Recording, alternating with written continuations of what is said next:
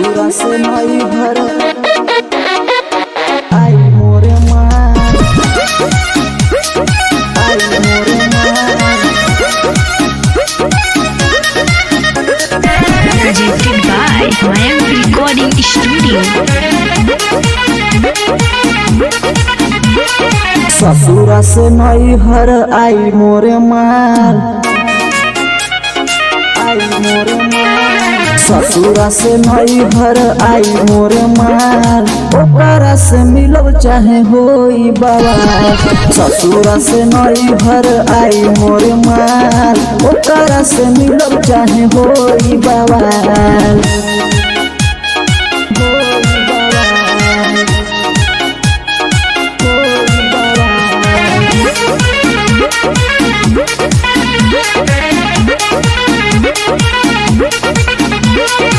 Music by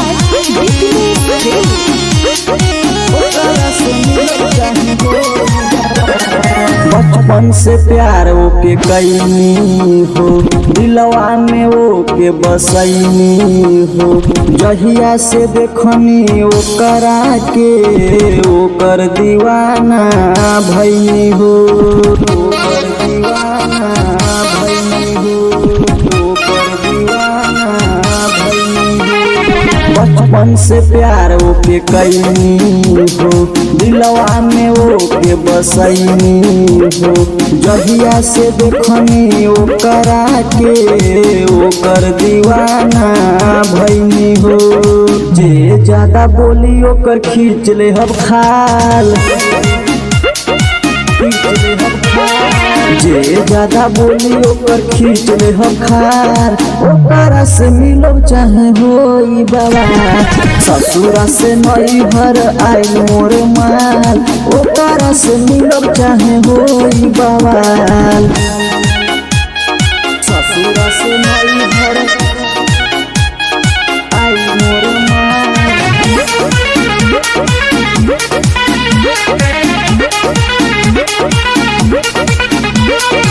Music by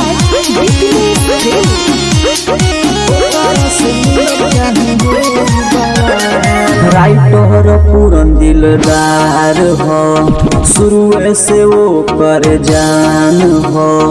केहू के पता न चले दे हो, सूरज प्रेमी यार हो, सूरज प्रेमी यार हो, सूरज प्रेमी यार हो। राइटर पूरन दिलदार हो, शुरू से वो कर जान हो। केहू के पता न चले दे हो, सूरज प्रेमी यार हो। केतनो फसाई केहू फांसी न जाल, केतनो फसाई केहू फांसी न जाल। ओकरा से मिलब चाहे होई बारात।